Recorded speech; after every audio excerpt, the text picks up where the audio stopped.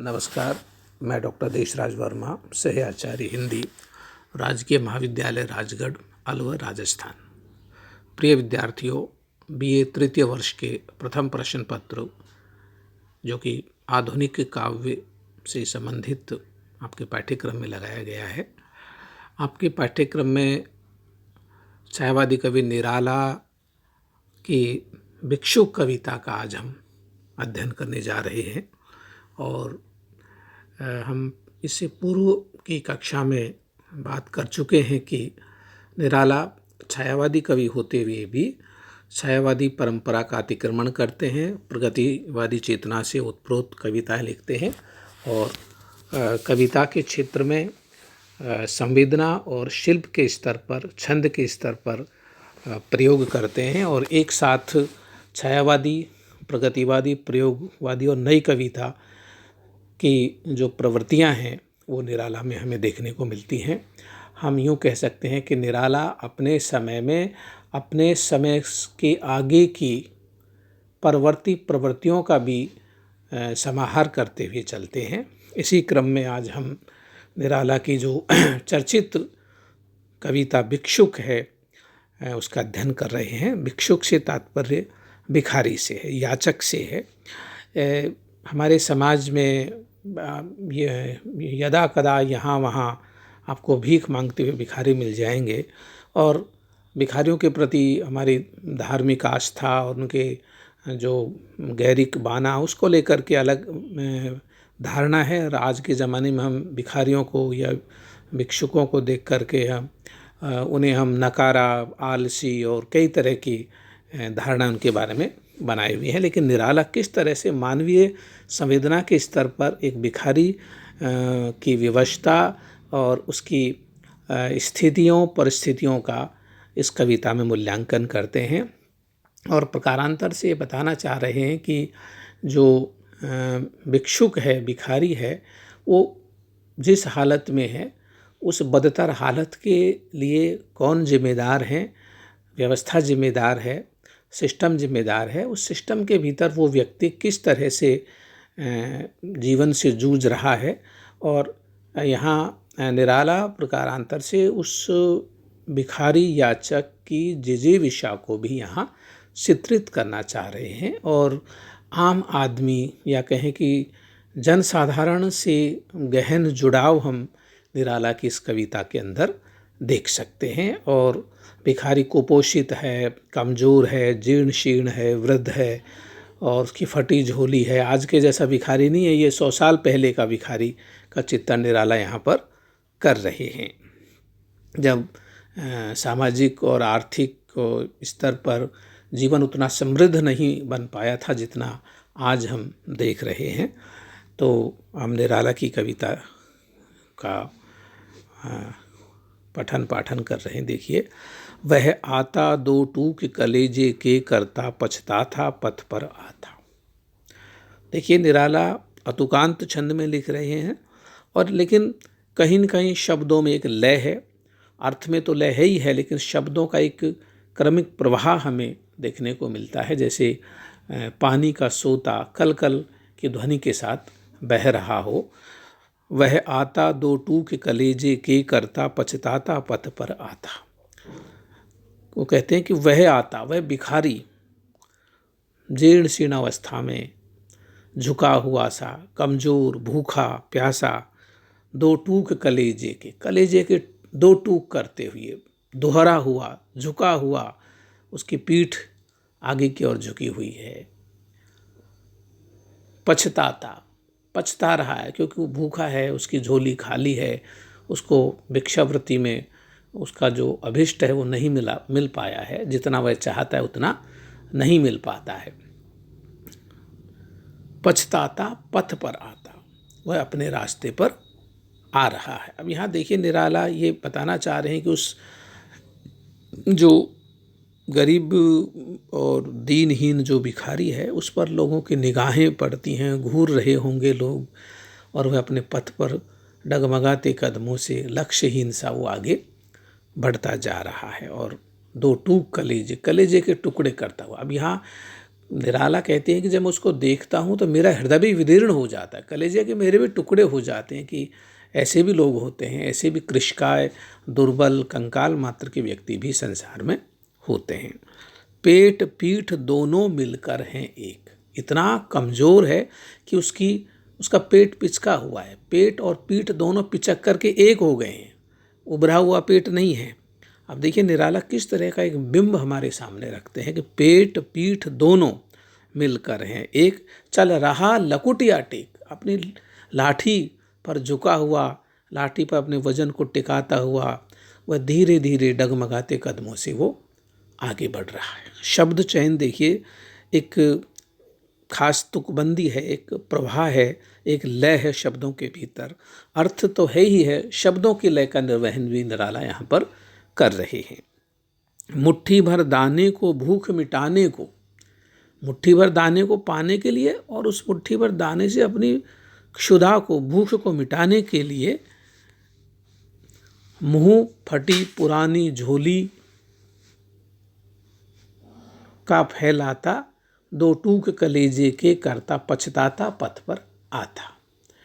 यहाँ हमें एक नवगीत का शिल्प भी यहाँ देखने को मिलता है। निराला कहते हैं कि उसकी झोली फटी हुई है, उसका मुंह फटा हुआ है, और जो फटी झोली के मुंह को फैलाता हुआ, क्योंकि खाली है झोली, उसके पास इतने कपड़े भी नहीं कि एक झोली बना सके, और दो टूक कलेजे, कलेजे के टुकड़े टुकड़े करता हुआ, पछताता दीनहीन, देखने वाले को के हृदय को भी द्रवित करता हुआ, पछताता सा पथ पर आता, वह आता हुआ दिखाई देता है। यहाँ एक ध्वनि है कि वो भिखारी भी पछता रहा है, उसका कमज़ोर है, कृशकाय है, लेकिन जो देखने वाला है, कवि का हृदय भी विदीर्ण हो जाता है उसकी अवस्था को देख करके।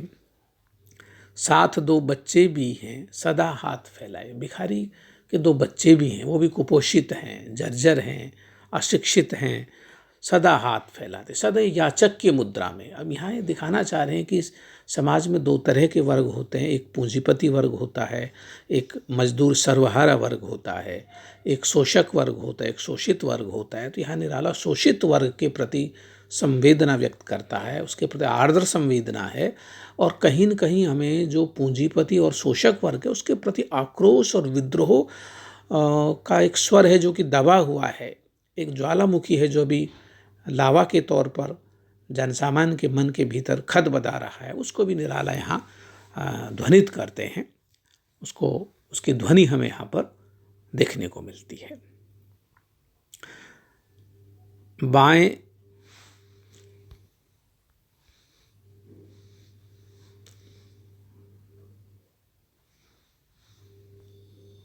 बाएं से वे मलते हुए पेट चलते हैं। निराला कहते हैं कि वो बिल्कुल कमज़ोर, हाथ मलते हुए पेट चलते हैं, पेट के बल पर वो चल रहे हैं। और दाहिना बाएं से वे मलते हुए पेट चलते, एक हाथ से, बाएं हाथ से तो पेट पर हाथ फिराते हुए भूख को चित्रित करते हुए, खाली पेट को दिखाते हुए चलते हैं, और दाहिना दया दृष्टि पाने की ओर बढ़ाए हुए, दूसरे दाएं हाथ को याचक की मुद्रा में, मांगने की मुद्रा में हाथ फैलाए हुए वो भिखारी परिवार चलता रहता है। भूख से सूखे ओंठ जब जाते हैं, जब उनकी भूख से सूखे होंठ सूख जाते हैं या होंठों पर एक पपड़ी जमने लगती है, प्यास है, तब वो अपने बाएं हाथ से पेट पर हाथ फैलाते हैं, दाएं हाथ से मांगने की मुद्रा, याचक मुद्रा में हाथ फैलाते हैं। ये दृश्य देखकर कवि का हृदय विचलित होता है। दाता भाग्य विधाता से क्या पाते, वो जो समाज का जो दाता वर्ग है उसके सामने हाथ फैलाते हैं, भीख मांगते हैं कि कुछ दे दो, भगवान के नाम पर दे दो बाबा। ऐसे तरह के एक दृश्य हमारे सामने, एक बिंब हमारे सामने उभरता है, घूंट। लेकिन वो भाग्य विधाता देता क्या है? गाली गलौज, हिकारत, ये सारी की सारी भिखारी को मिलती है कि तुम कमा कर नहीं खाते हो, ये नहीं खाते। लेकिन वो भिखारी की अपने स्तर की मजबूरियां हैं। आज की तरह हम देखें तो आज के ज़माने में तो भिखारियों के गैंग चल रहे हैं, भीख मंगवाते हैं लोगों से, लेकिन ये वास्तविक भिखारी है जो इसके पास संसाधन नहीं है, रहने को मकान नहीं है, बुनियादी आवश्यकताएं जिसकी पूरी नहीं हो रही है। कुल मिलाकर एक वर्ग ऐसा है जो सदियों से याचक बनकर भिखारी की मुद्रा में ही जीवन जीता चला आ रहा है। घूंट आंसुओं के पी कर रह जाते, प्यास के बदले में उन्हें पानी नहीं मिलता, कोई पेय नहीं मिलता, आंसू की घूंट पी करके ही उन्हें संतोष करना पड़ता। व्यवस्था की में आंसुओं की घूंट पीते हैं, चाट रहे जूठी पत्तल वे, कभी सड़क पर खड़े। कितना हृदय द्रावक दृश्य हमारे सामने निराला रखते हैं। कभी कभी वो भिखारी बच्चे और वह भिखारी सड़क पर फेंके हुए दोने और पत्तलों को भूख में चाट रहे होते हैं अपने क्षुधा मिटाने के लिए, और पास में ही उन्हीं झूठी पत्तलों को चाटने के लिए कुत्ते भी उनसे गुर्राते हैं, लड़ते हैं, झगड़ते हैं, कुत्तों से आपस में झपट रहे हैं।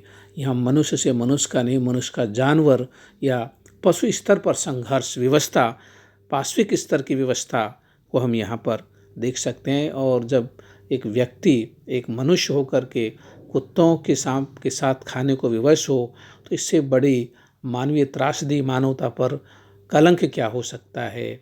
जब एक तरफ हम कहते हैं कि विश्व गुरु है, समृद्ध है, सोने की चिड़िया रहा है, आज भी बड़े बड़े उपमान और उपाधियाँ और मुग्धताएं हम जी रहे हैं, ऐसे मुग्धताओं के बीच में भी समाज का एक वर्ग है जो किस तरह से विवशता में अपना जीवन जीतने को मजबूर होता है।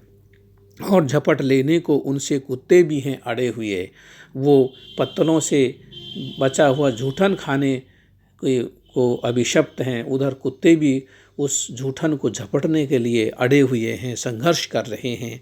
ये संघर्ष, ये जो एक हृदय द्रावक दृश्य है जो हमें करुणा से हमारी आँखों को नम कर देता है, हमारा हृदय और हमारी भावनाएं भीग जाती हैं, ऐसे दृश्य को बताकर निराला कहीं न कहीं एक जो वर्ग है, दलित वर्ग है, भिखारी वर्ग है, उसके प्रति संवेदना व्यक्त करता है। और कहीं न कहीं एक हमें एक ये प्रतिध्वनि मिलती है कि इन सब के पीछे क्या कारण रहे, बैकग्राउंड में कौन है, नेपथ्य में कौन है जो उन्हें इस तरह के भूमिकाएं निभाने के लिए, इस तरह की व्यवस्थाओं में जीने के लिए कौन मजबूर कर रहा है। क्या हमारा समाज का जो समृद्ध वर्ग है, पूंजीपति वर्ग है, वो बांट कर नहीं खाता है, या जियो और जीने दो में विश्वास नहीं करता है। बहुत सारे सवालात ये कविता हमारे सामने छोड़ जाती है। धन्यवाद।